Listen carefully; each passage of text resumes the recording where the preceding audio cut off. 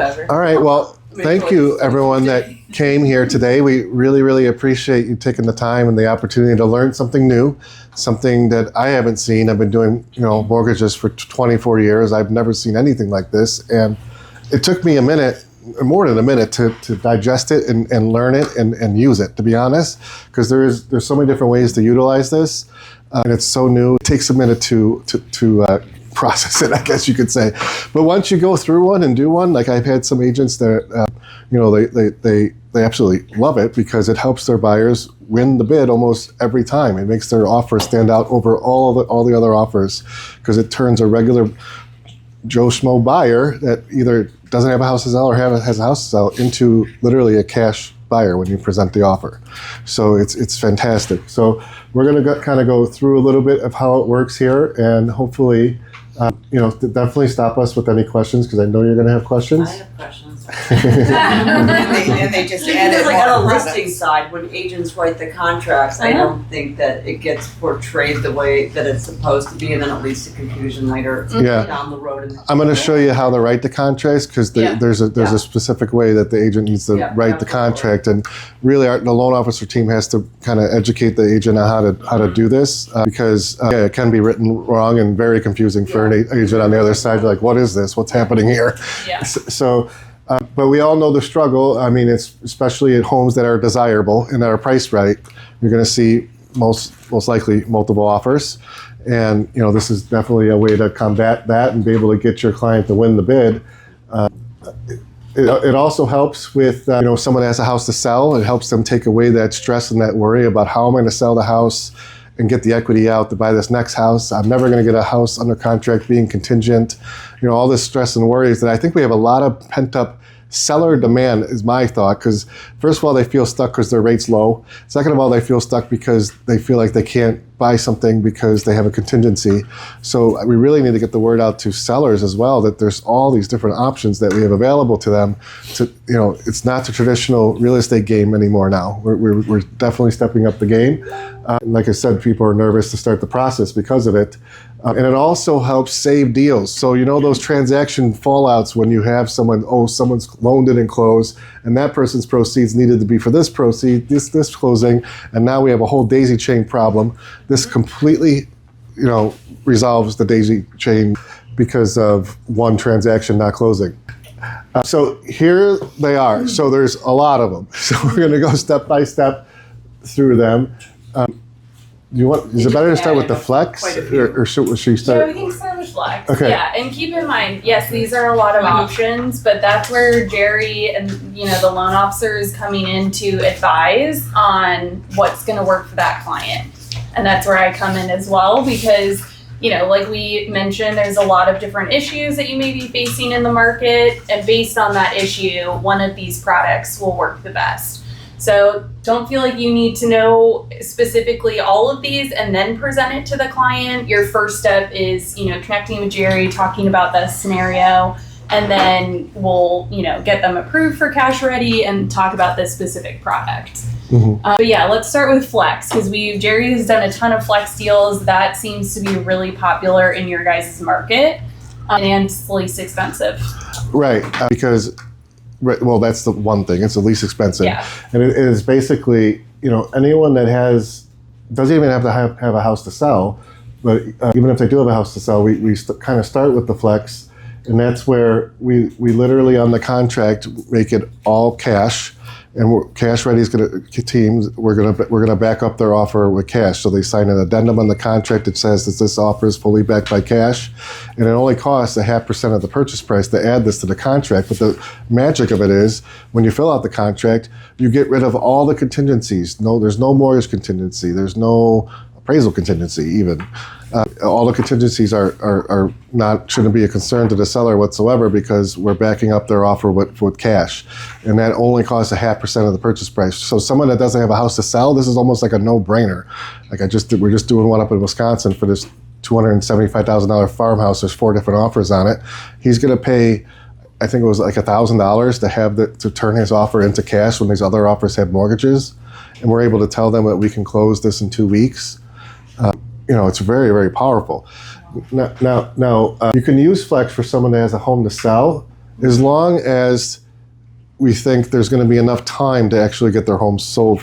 So it's got to be a longer closing date. So sometimes you have those sellers that say, I don't want to close for 60 days, or sometimes.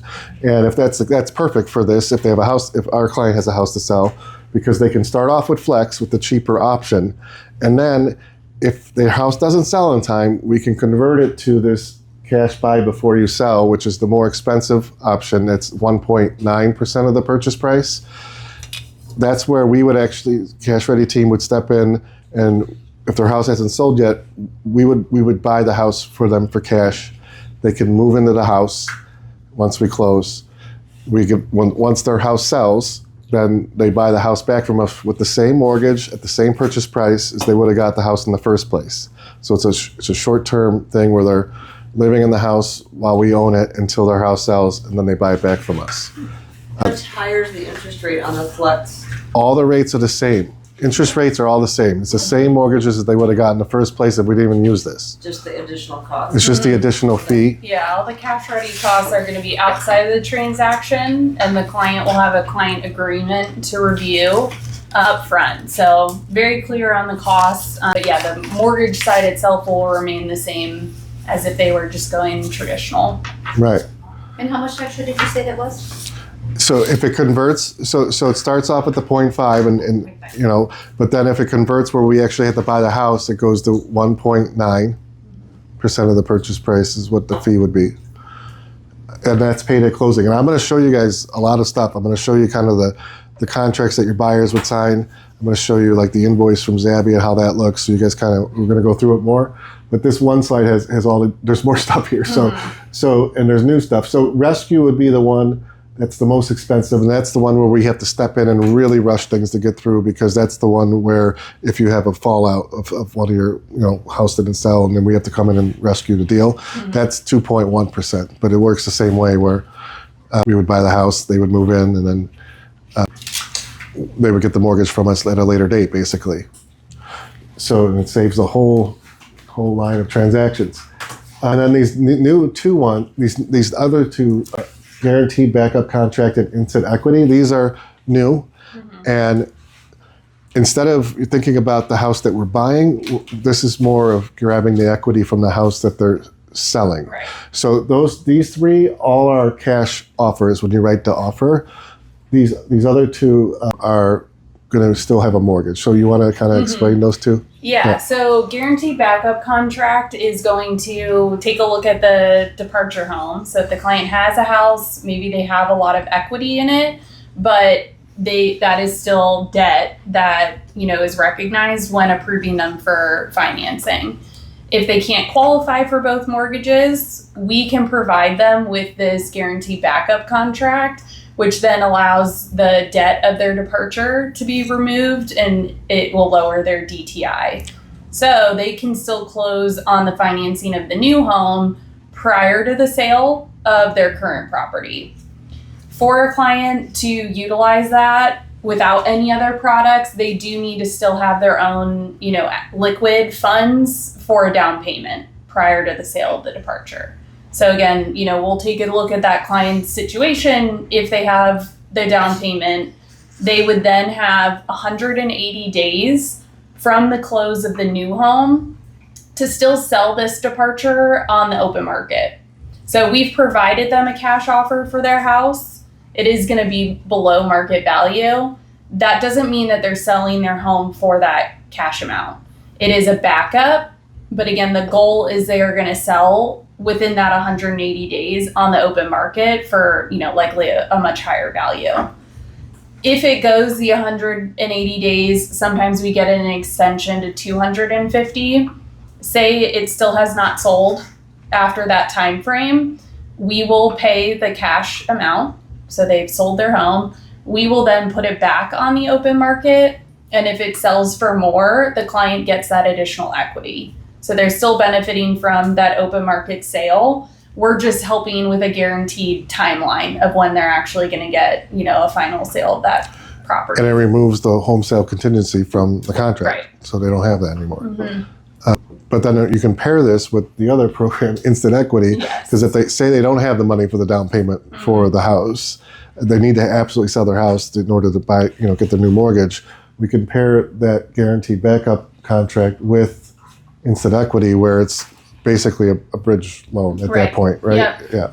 Where we're giving them the money up front for the equity of their house. Yeah. There's more cost than that, 2.5% fee for that, but not all clients are different. They all have different situations, different stories, different financial pictures. But I really think with these 5 products, we can come up with a solution for everyone.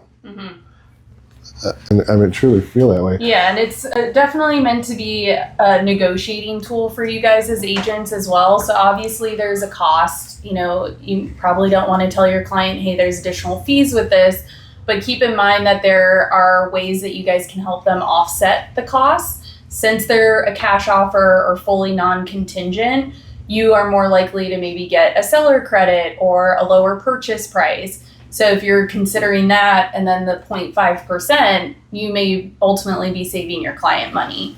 So I feel like with the flex, like what you just said, probably wouldn't work in my opinion. But because you would use that mostly if you're in a multiple offer situation and you're not going to get a lower price or seller concessions, but which is fine. It's not a lot if you get that. My question is though, if I'm working with the buyer, like with Wendy, blah, blah, writing offers, not working, then we get into multiple offer. How long does it take to convert them from a regular loan to this flex? Because this all happens very quickly. Yeah. You want to know how long I did it yesterday?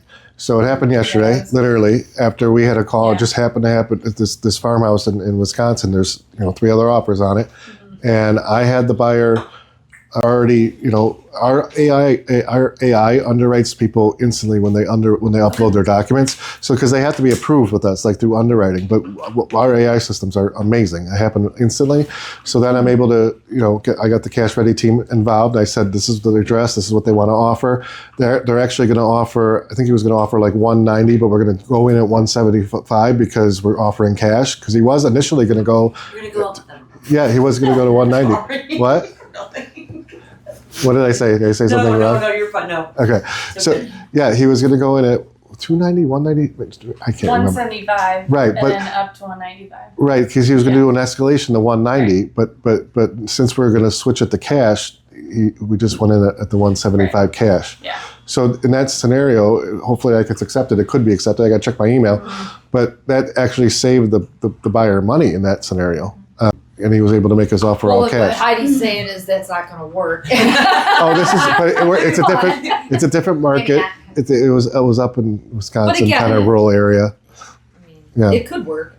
we'll see what happens. But he's still doing. It still has the escalation. Oh, he has the Yeah. No, it still has it.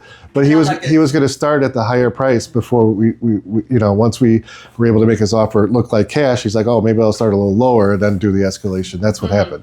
They're still going to do it. But for your question of like what's best practice when it is a bidding war and things are moving really quickly, it is completely free and no obligation to get a client what we call pre-funded with CashReady. We also have an AI approval system. So, if Wendy got your client's application, she would then add it to the CashReady portal and we would, upfront pre-fund them before they've identified a home. Okay. So we have it, we've looked at it, we said they're, a good candidate for this product. Okay. And then once they have a house, you let Wendy know, she adds that address in the portal, maybe the max, you could go in at a lower price, but tell us what the max pre-approval is. And then we will, be communicating throughout that. And if you say, hey, we need the cash offer, we'll get final approval. We'll send you the offer guide on how to actually write the offer. I'm going to show you guys that. Yeah. And from the time that buyer said he wanted to do it to the time we got the addendum and the proof of funds over was about 35 minutes to answer the question. So it was pretty quick. So I was going to show you guys those. You also have down there that it might not apply to all programs. So is this for conventional FHA and VA? Well, so yes, what we've talked about mainly the flex as well as the buy before sell and rescue is going to be conventional VA jumbo. And non-QM FHA is going to be instant equity and then a variation of our buy before sell. But that, yeah. The reason is a 90-day flip rule. So if we actually have to buy the house and sell it back to them, we can't do it FHA. Okay. But they could still utilize instant equity yes. And guaranteed backup contract because that has to do with the house that they're selling. That's not the house we're buying. Yeah. These are all just like benefits to you guys. Obviously, we close these very quickly, just because of how fast we are at rate. But I wanted to show you guys. Oh, so this is some of the marketing that we have available at rate, where you would be at the bottom and your loan officer on each side. This is the one about the flex that you guys can share with your clients, and one about reserve. Yeah, I just skipped pages. Skipped pages. Yeah, skipped them. So this is just the marketing that we have for you guys to be able to market to your clientele and stuff that we can create for you and send to you. Here's an example of a $400,000 purchase of someone using the cash buy before you sell, the one where we actually buy the house. And this would be like for someone that has a house to list, and that we have to wait for them to sell their house. So this is just an example of how that would look for someone. So when there's no deposit required on the flex, but if we're gonna actually buy the house, there's going to be a deposit that they're going to pay the CashReady team. It's 2.5% of the purchase price, and that deposit actually goes, the earnest money, whatever it is, gets paid out of that deposit as long as it's not more than the 2.5%. Because in this scenario, Zabby, our purchasing partner, is actually going to be listed as the buyer on the contract in this particular scenario. So the deposit goes towards the program fee, which that one is 1.9% for us to be able to buy the house cash for them first. And then when they move in, or when we close on the house, until their home sells, they have to pay for the insurance and the interest until per day. Just like any other, if someone was doing a rent back or something at a closing, same exact thing. It's just that, until we wait for their house to sell. Once their house sells, then there's an invoice created. I'm going to show you guys this so you see what I'm talking about, because I just did one of these for this girl, this couple in Crystal Lake that wanted to buy this really desirable condo, and she had a house to sell. There was no way she kept on making offers in this area, and she kept on getting denied because she had a house to sell. So we used the reserve, and this is how it ended up for her. So this is right in Crystal Lake just the other day, just a couple months ago. So the final purchase price of this house was $350,000. So the program cost for her was $6650. She lived there for 24 days before she bought the house back from us. That cost her $2,800 for the interest and the carrying cost. She made a deposit. So after her deposit is subtracted, she had an invoice that just got added to the CD when she was buying the house back from us of $727. So she paid $9,400 to be able to buy a house that she would have never gotten because she had a house to sell, and no one was accepting the home sale contingencies. And then I just wanted to show you guys the example of how the contracts to be filled out, like Heidi was mentioning. This is not the contract. This is the contract between the buyer, the client agreement. the client agreement between our purchasing partner Zabby and the client. This is what they would have to sign an initial, basically, before we could get them the proof of funds letter and the addendum to the offer. And it's just explaining, the program basically and how it all works. So I was just going to fly through here. I mean, it's 4 or 5 pages. The 2.5% deposit listed. It'll show the fee, and then it'll have that daily rate. Right, and then once the client docu-signs this, the agent also has to initial it, and there's also a separate agent agreement that gets initialed, and this has to be done before the addendum can come and the proof of funds, which I'm going to show you next. But luckily yesterday that was all done fast, and we were able to do it in 35 minutes, because the realtor that we were using this with has already used it twice, so he knows how to use it now. Yeah. So that's why we really have. So this is the one in Burlington. It was $195, and this is what he's going to pay per day. But we're not going to. This is not going to apply to this person because we're not going to end up having to most likely buy this house. This person doesn't have a house to sell. We're going to be able to close the mortgage in time, but we're able to convert their offer to look like this. So it has an addendum. This is what gets attached to the back of the sales contract, and it says that this offer is fully a cash back position. The buyer may obtain financing, but it has nothing to do with the seller. Shouldn't be concerned with it at all. This should have been check buyer.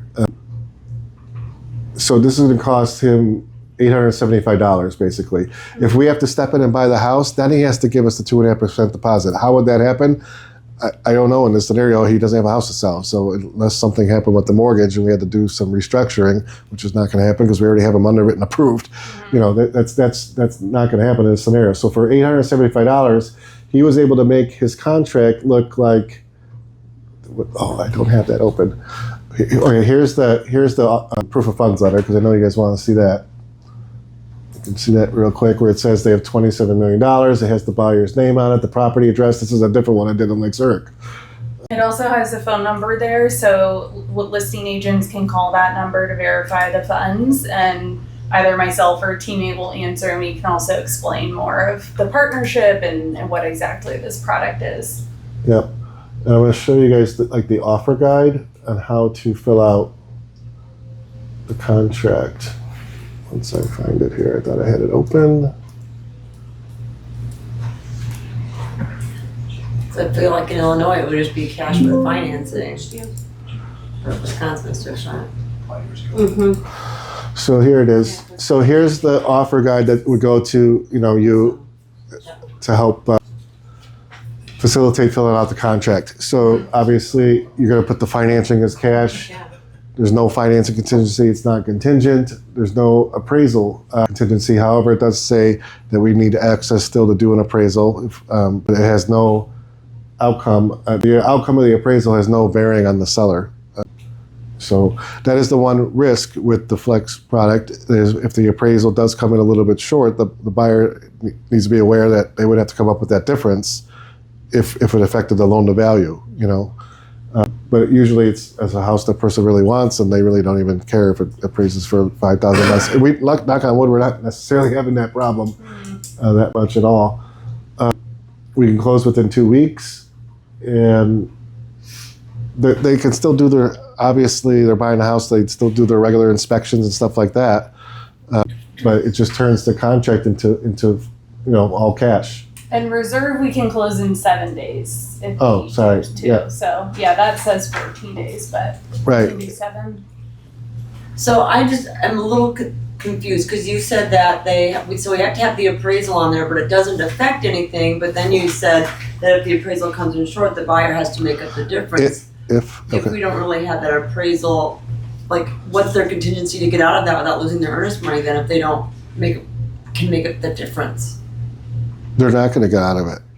Yeah, we would verify We're going to buy the house then. Approve them if they don't have the cash to cover the difference. But you wouldn't know what the difference would be. Well, we do AVL. We pull like appraisals up front. Home. So yes, it's still an estimate, but we're gonna do our best to understand what that. And we make sure that's just like yesterday, we were making sure that it was livable and safe. It was an old farmhouse on the outside, and I was scared. But when the listing didn't have any interior. They had no interior pictures. I'm like, oh my god, this inside is probably bad. Yeah. But then the agent went through with a video and showed us that it's just dated. It was just all old, but it was fine. It wasn't like destroyed or anything. Yeah. So we got to make sure the appraisal is going to be financeable. So it can't be a home that needs renovation or anything like that. What about VA then? What, if there's issues with Everyone thinks VA is more tough on appraisals, but I find that to be the complete 180-degree opposite, to be honest. VA appraisers are really, in my opinion, more lenient when it comes to things because they're all veterans themselves and they're trying to help the veteran, really. So, FHA, you could have things like peeling paint and things like that come up, and it would have to be addressed and fixed. But the thing is, we're not doing an FHA. That's one of the things. Right. We're not doing FHA with it. And typically with VA, we want to see that they could potentially go conventional if needed. Yeah, but as a backup. Again, we rarely come across that. And also with the appraisal contingency, obviously it's a benefit to remove that, but if it is a client who doesn't want to take that risk and you still think that the offer can be accepted with that contingency, you can definitely leave it in there. So that's definitely something case by case that we're discussing with you guys and what the client's comfortable with and then what we can approve as well. Right. Do you guys have more questions about it? I would love to just hear kind of, what your clients who you're working with right now, what they're seeing, what some struggles are in your market, and then we can kind of talk about how the product can be used. Yeah, let me go back to So that. I have a question, what do you give us? I mean, normally we would have to prove, the proof of funds, or Yes. we'd have to prove Well, that weird something. Zowie letter thing or whatever that So the thing one- is. Yeah, Whatever. So we need $27 million. This one. You get this one. Yes. Yeah, So this is $27.5 the million funds letter. Oh my gosh. So the proof of funds letter is what we will provide once they've signed the client agreement. The proof of funds has the client name as well as the specific property address and the max purchase price. So this is what you'll share with the listing agent. It has our proof of funds phone number so they can call us, verify. Anyone from my team can be able to pull up the file, verify the client name, and explain more as to what the product is. And then there's the addendum. And then this is the Flex addendum. So if they're using the Flex product, this addendum is included with your offer. And it again explains what the offer price is, the purchase price, the client name, and then explains how we are the cash backup. Yeah, so this one was a $500,000 house. This one had many offers. It was in Lake Zurich. They won the bid for They cost them $2,600. Whatever house they probably wouldn't have got in the first place unless they had this. Mm-hmm. So it's pretty powerful, in my opinion. I don't know what you guys think, but I've been, having a lot of success with it, to be honest. So you can add that on to the purchase price. Mm-hmm. You could Or potentially, seller paid. They're yeah. depending on what is going to work in your market. There's ways to kind of adjust it or. Why would it be? Bake in that I'm just thinking, number. why would a seller pay for it?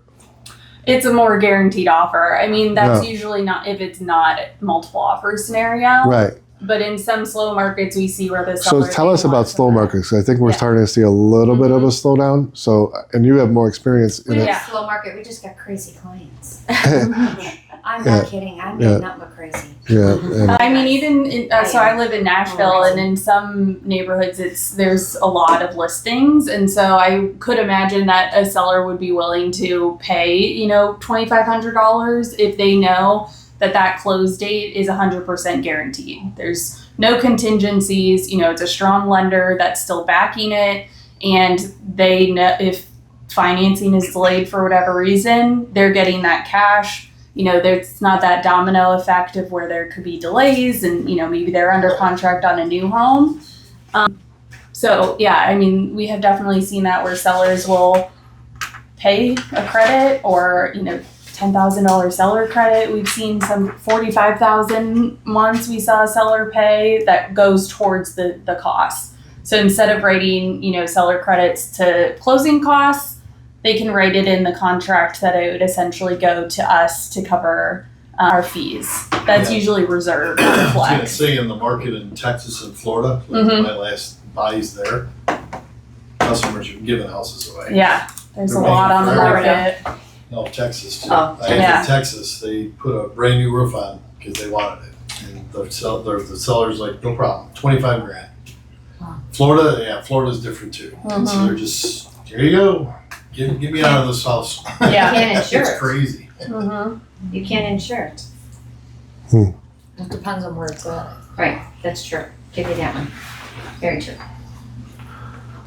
I mean, that's kind of all I had for you guys. Yeah, I mean, who's shopping? Who wants to eat some more clients are maybe trying to